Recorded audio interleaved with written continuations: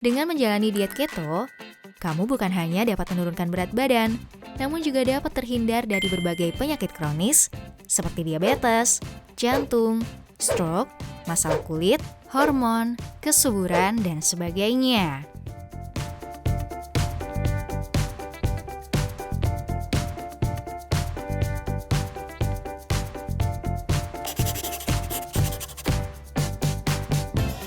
Ada yang bilang diet keto berbahaya untuk dilakukan dalam jangka panjang. Benarkah begitu? Selama ini industri makanan dan obat-obatan telah mengubah pola makan kita sehari-hari. Industri makanan membuat kita kecanduan akan makanan tinggi gula dan makanan yang penuh pengawet dengan embel-embel instan. Kita mulai mengkonsumsi banyak makanan olahan, terlalu banyak karbohidrat dan makanan yang mengandung tinggi gula. Akibatnya banyak orang mengalami obesitas, resistensi insulin, hingga penyakit diabetes. Masalah kesehatan ini menyebabkan banyak orang mengalami berbagai penyakit kronis lainnya, seperti penyakit jantung, stroke, kanker, dan lain sebagainya. Industri obat-obatan mengeluarkan berbagai hasil penelitian yang berusaha meyakinkan bahwa produk mereka lah yang kita butuhkan. Namun alih-alih membuat kita sembuh, obat-obatan hanya membuat kita tergantung pada obat itu, tanpa memberitahu bagaimana cara kita benar-benar sembuh dan hidup sehat kembali. Lalu muncullah pola diet keto yang mengkonsumsi makanan tinggi lemak dan protein serta rendah karbohidrat. Tentu jenis diet ini menjadi musuh banyak industri makanan dan obat-obatan. Kemudian industri yang terancam mengeluarkan berbagai narasi bahwa diet keto berbahaya. Benarkah begitu? Kita cek yuk faktanya. Diet keto. Diet ketogenik atau diet keto adalah metode diet tinggi kuantitas dan kualitas lemak, tetapi rendah kuantitas protein dan bebas karbohidrat kecuali karbohidrat dari sayuran. Banyak yang menganggap jenis diet ini berbahaya karena mengkonsumsi makanan tinggi lemak dan banyak mengkonsumsi produk hewani. Lalu benarkah mitos-mitos yang beredar berikut ini? 1. Apakah benar konsumsi lemak terlalu banyak menyebabkan diabetes? Mitos. Sebuah penelitian mengungkap bahwa mengkonsumsi terlalu banyak lemak jenuh dapat menyebabkan diabetes. Penelitian dilakukan pada hewan tikus. Namun setelah dilihat kembali komposisi makanan yang dikonsumsi oleh hewan itu, ternyata meskipun dia mengkonsumsi lemak tinggi yaitu 45%, hewan itu juga mengkonsumsi 21% protein dan 35% karbohidrat. Tentu karbohidrat ini terlalu tinggi dan menyebabkan penelitian ini menjadi tidak relevan sama sekali. Karena karbohidrat sangat mudah dipecah menjadi gula dan diserap oleh tubuh. Karbohidrat memiliki indeks glikemik yang sangat tinggi dan sangat mudah menaikkan kadar gula darah. Jadi dapat disimpulkan, penyebab diabetes pada hewan tersebut adalah konsumsi karbohidrat yang berlebihan, bukan pada tingginya konsumsi lemak.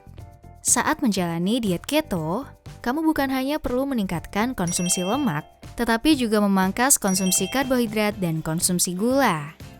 Kamu hanya boleh memperoleh karbohidrat dari konsumsi sayuran hijau. Ini hal yang wajib dan tak dapat ditawar.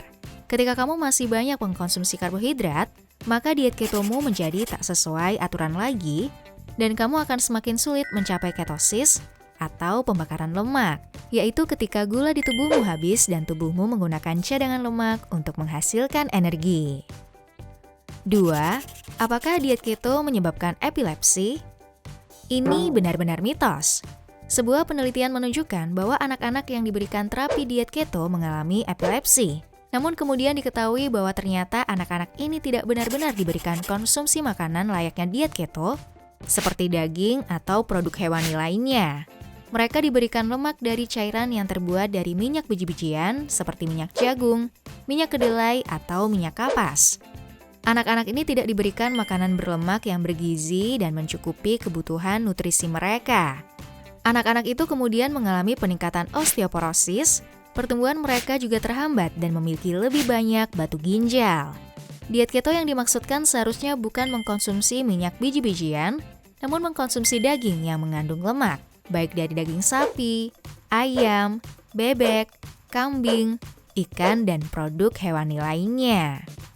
3. Benarkah diet keto membuat kita kekurangan serat prebiotik? Belum ada penelitian yang bisa membuktikan hal ini. Prebiotik adalah serat pangan yang menjadi bahan makanan mikrobiota dalam tubuh kita. Jadi, jika probiotik adalah makanan yang mengandung bakteri, prebiotik adalah makanan yang mengandung zat untuk dimakan oleh bakteri baik di usus tersebut. Keduanya berpengaruh terhadap jumlah dan jenis mikrobiota di usus. Namun kamu tidak harus mengkonsumsi karbohidrat atau menggunakan suplemen prebiotik untuk mendapatkan serat prebiotik ini. Kamu bisa mendapatkannya dari bawang putih, bawang bombay, daun bawang, asparagus, chia seed, dan rumput laut. 4. Apakah menjalani diet keto meningkatkan stres? Ini hanya mitos. Semua jenis diet pada dasarnya memberikan efek stres pada tubuh, layaknya kita berolahraga. Namun ini adalah jenis stres yang baik yang justru akan meningkatkan kesehatan dan kekuatan tubuh. Dengan menjalani diet, tubuh kita akan beradaptasi dengan pola makan yang lebih baik. Melakukan diet keto sama dengan melatih tubuh untuk merespon stres lebih baik, termasuk merespon dalam hal perubahan fungsi dan fisiologis tubuh. Diet keto mengancam berbagai industri makanan dan obat-obatan. Banyak industri yang akan terancam jika banyak orang yang benar-benar menjalani pola diet keto. Karena pola diet ini sangat baik bagi tubuhmu. Industri makanan tentu takut jika kamu paham pola makan yang benar dan sehat, karena produknya akan kurang peminat. Sedangkan industri obat-obatan terus berharap kamu menjalani pola hidup kurang sehat dan terus mengkonsumsi produk mereka. Coba bayangkan jika kamu menjual obat, apakah kamu akan memiliki banyak untung jika banyak orang sehat? Dengan menjalani diet keto, kamu bukan hanya dapat menurunkan berat badan, namun juga dapat terhindar dari berbagai penyakit kronis seperti diabetes, jantung, stroke, masalah kulit, hormon, kesuburan, dan sebagainya. Studi dan penelitian seringkali dibelokkan oleh perusahaan yang membiayai studi tersebut sehingga dapat menunjukkan hasil yang sesuai dengan kebutuhan penjualan produk. Jadi, jangan mudah percaya ya. Itu dia beberapa mitos yang sering disebarkan di media untuk menakut-nakuti kamu agar tidak menjalani diet keto.